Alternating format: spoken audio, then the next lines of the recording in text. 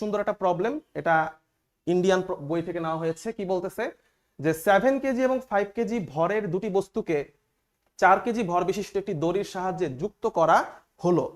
তাহলে বিষয়টা হচ্ছে এরকম, আমরা একটু দেখি। 7 কেজি এবং 5 কেজি। আচ্ছা, তো ধরো হচ্ছে আমরা লিখতেছি হচ্ছে 7 কেজি, এটা হচ্ছে একটা বস্তু, এটা হচ্ছে একটা দড়ি, এবং নিচে আরেকটা বস্তু আছে, সেটা হচ্ছে কত, সেটা হচ্ছে 5 কেজি। আর এই দড়ির ভরটা দেখো আবার বলে দিছে 4 কেজি। এই দড়ির নিজস্ব একটা ভর আছে, সেটা কত, সেটা হচ্ছে আমাদের 4 কেজি। প্রশ্ন হচ্ছে যে 200 নিউটন মানের একটি ঊর্ধ্বমুখী বল উপরের বস্তুর উপর প্রয়োগ করা হলো। তাহলে ধরো আমরা এখান থেকে একটা বল আঁকতে পারি। ধরো এই বিন্দু থেকে উপরের দিকে 200 নিউটন মানের একটা বল প্রয়োগ করা হচ্ছে। নিম্নলিখিত রাশিগুলো নির্ণয় করো। এখানে 3টা প্রশ্ন করা হচ্ছে। প্রথম প্রশ্ন হচ্ছে সিস্টেমের ত্বরণ কত। আমরা একটা একটা করে করার চেষ্টা করি। প্রথম প্রশ্ন হচ্ছে সিস্টেমের ত্বরণ কত। এখন সিস্টেম আমরা কাকে কাকে নিয়ে তৈরি করব? যেহেতু 7 কেজি, 4 কেজি, 5 কেজি 3টা ভরের ওপরেই আলটিমেটলি বলটা প্রযুক্ত হচ্ছে, এবং এই বলটা 3টা ভরকে নিয়েই গতিশীল। F is equal to M A. চিন্তা করো, এম কাদেরকে বসাবো? যাদের উপর লব্ধি বলটা কাজ করতেছে এবং যাদের উপর কালেকটিভলি এ ত্বরণটা কাজ করতেছে।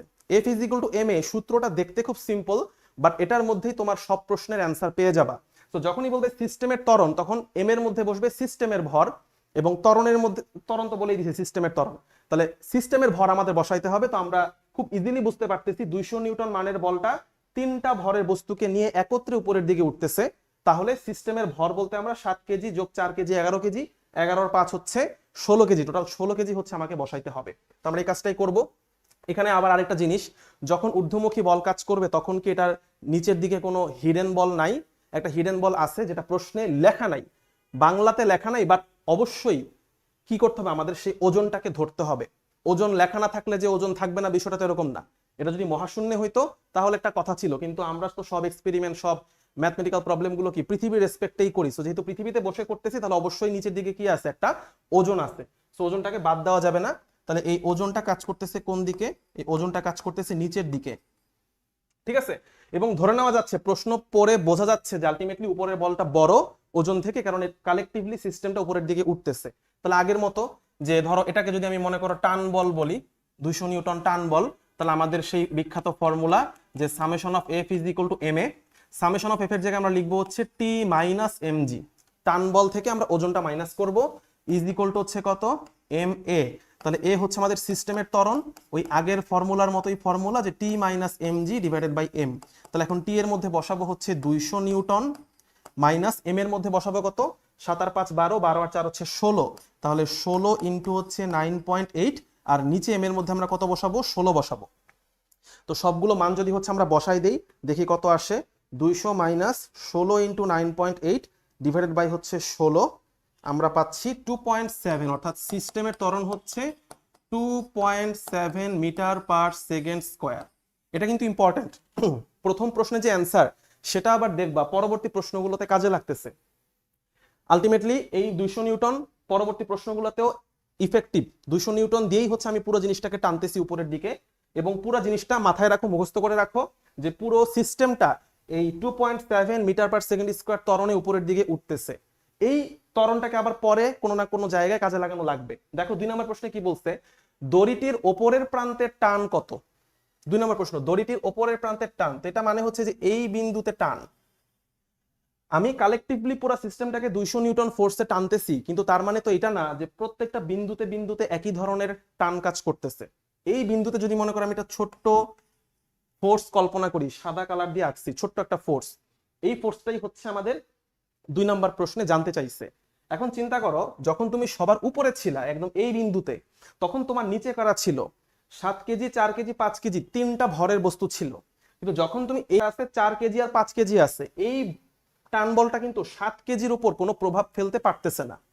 এভাবেও চিন্তা করতে পারো যে 200 নিউটন ফোর্সটা ভেঙে ভেঙে 200 নিউটন পুরোটা কাজ করতেছে 16 কেজি উঠানোর জন্য, 200 নিউটনের একটা পোর্শন কাজ করতেছে 4 আর 5 9 কেজি উঠানোর জন্য, 200 নিউটনের আরেকটা পোর্শন কাজ করতেছে শুধুমাত্র 5 কেজি উঠানোর জন্য। তোমাকে যদি এইখানে প্রশ্ন করে, তুমি সেটাও বের করে ফেলতে পারবা, ঠিক আছে। অর্থাৎ এই টান বলটা ভেঙে ভেঙে বিভিন্ন জায়গায় ছোট ছোট হয়ে যাবে, কারণ নিচে যত তুমি যাচ্ছ ওই বিন্দুর নিচে ভরের পরিমাণ কমতেছে।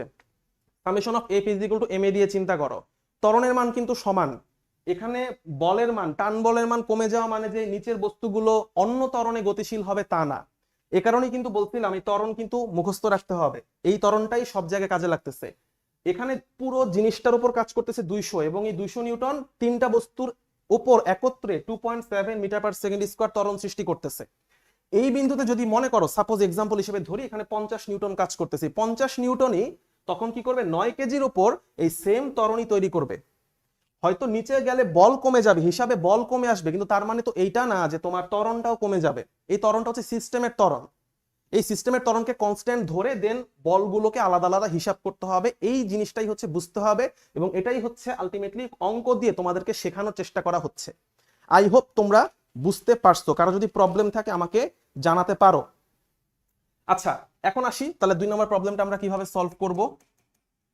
এখানেও আমরা সেম, ধরো এটার একটা নাম দিলাম, ধরো টি প্রাইম, এখানে নাম ছিল টি, এই বিন্দুতে এসে নাম দিলাম টি প্রাইম। এখন আমাদের আলোচ্য বিষয় বা আলোচ্য সিস্টেমের মধ্যে আছে 4 কেজি 5 কেজি, তাহলে টি প্রাইম উপরে, এমজি হচ্ছে নিচে।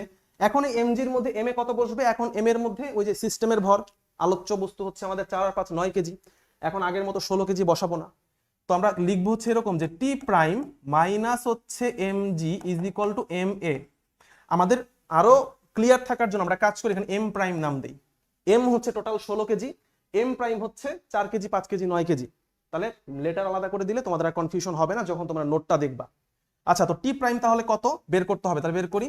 টি প্রাইম সমান হচ্ছে ওই পাশে এম প্রাইম পাঠাই দিলে এম প্রাইম কমন যায়, তাহলে কত বসবে, জি প্লাস এ।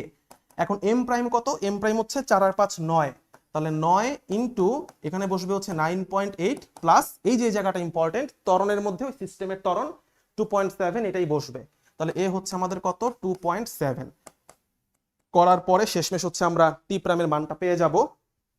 9 ইন্টু হচ্ছে 9.8 প্লাস 2.7 আমরা পাচ্ছি 112.5 নিউটন, 112.5 নিউটন।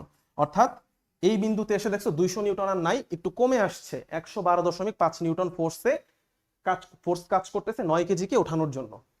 এই 2 নাম্বার প্রশ্ন তুমি যদি সলভ করে ফেলতে পারো, তাহলে 3 নাম্বারটাও তোমরা নিজেরাই সলভ করে ফেলতে পারবা। এখানে বলতে যে দড়িটির মধ্যবিন্দুতে টান কত, তাহলে মধ্যবিন্দুতে ধরো যে এই বিন্দুতে ধরো হচ্ছে আমরা একটা টান বল ধরলাম, সেটার নাম দিলাম টি ডাবল প্রাইম, ঠিক আছে।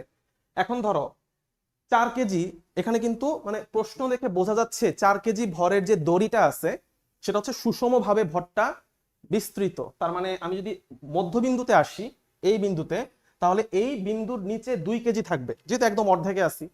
তো এখানে হচ্ছে ধরো তোমার 2 কেজি আর নিচে হচ্ছে 5 কেজি, তাহলে এখানে আমাদের যে ভরটা আমরা মানে হিসাবে আমরা ইকুয়েশনে বসাবো, সে ভরের মধ্যে আমাদের বসাইতে হবে কত, 5 আর 2 7 কেজি। তাহলে আমরা ইকুয়েশন লিখি, উপরের দিকে টি প্রাইম, নিচের দিকে হচ্ছে এমজি, তাহলে টি ডাবল প্রাইম আর কি, টি ডাবল প্রাইম মাইনাস হচ্ছে M double prime G is equal to হচ্ছে M double prime A. M double prime মানে কত, 5 আর 2 7 কেজি।